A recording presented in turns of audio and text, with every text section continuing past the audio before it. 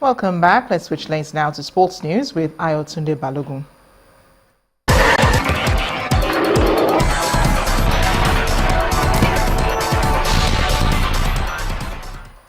Many thanks. Stephen Ode scored a late goal as newly promoted MFM defeated Sunshine Stars 2-1 in the Nigeria Professional Football League game played at the Agege Stadium in Lagos today. Wiki Tourists and Lobby Stars recorded the biggest result of the day with a 3-0 win over Plateau United and El Kanemi Warriors. Brazilian import Alberico Barbosa da Silva got on the score sheet as Ifeanyi dispatched Shooting Stars 3-1. Aqua United outclassed Heartland by the same scoreline 3-1. Kano Pillars and Enugu Rangers forced their host Abia Warriors and Warri Wolves to a barren draw, while Niger Tornadoes and Giwa bagged their first win of the season. In the English Premier League, Arsenal suffered a shock 2-1 loss to struggling Swansea at the Emirates. Goals from Wayne Routledge and Ashley Williams secured victory for Swansea. Elsewhere, West Ham defeated title contenders Tottenham Hotspur 1-0 at Upton Park in the feisty London derby, while Stoke City defeated Newcastle 1-0 at the Britannia Stadium. Liverpool avenged their League Cup final defeat to the winners, Manchester City, after a 3-0 win at Anfield. Manchester United fought hard to defeat Watford 1-0 at Old Trafford. Former UEFA President Michel Platini has officially appealed to the Court of Arbitration for Sports to get his ban from football overturned.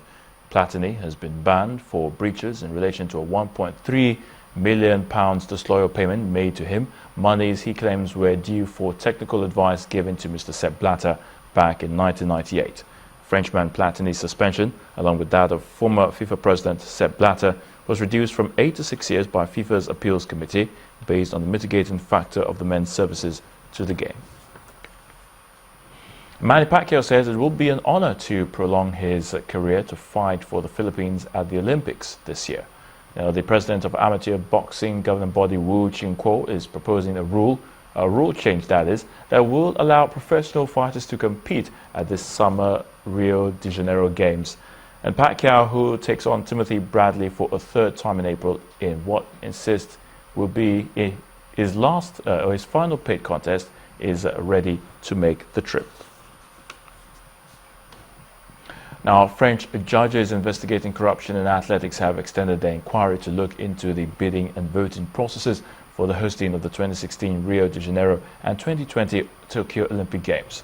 With the Rio Games just a few months away, the news opens up the possibility of the Olympics now being dragged into the scandal which has been rocking its premier sport of athletics. We know the players, we know what it will take to be successful, first. Secondly, the most difficult thing in Formula One is to build performant engine, and that's what we continue to do, so therefore it's not a big difficulty.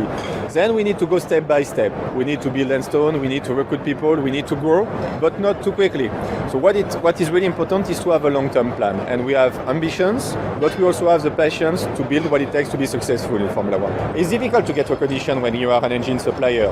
A lot of people say that when you win, it's thanks to the chassis. When you lose, it's because of the engine. It's a bit exaggerated, but there is a bit of that. Plus, Red Bull is a fantastic brand, very strong brand. They are used to controlling everything. So that's also one of the things that we did by deciding to go back as a team. We wanted to control our brand, our communication, our strategy. We also want to control where we want to spend the money. If we are on the back foot on engine, we want to spend more on the chassis. And that's a wrap in sports news. I'm Ayotunde Balogun. The news at 10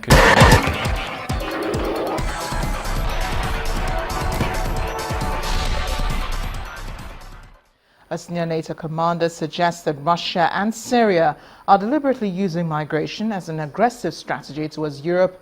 According to U.S. General Philip Breedlove, they're weaponizing migration to destabilize and undermine the continent. He also suggests that criminals, extremists and fighters are hiding in the flow of migrants. Cynthia Are has more.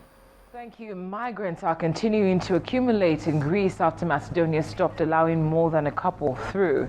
New figures suggest that last year's total 1 million seaborne migrants could be matched well before the end of this year.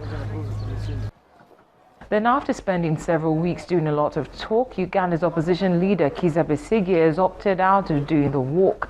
He's backed down from challenging President Yoweri Museveni over his victory in the presidential elections last week. Mr. Besigye has failed to meet a 10-day deadline to launch a legal challenge against the president, and lawyers representing Mr. Besigye and his Forum for Democratic Change say he couldn't file papers in court because police have blocked him from leaving his home.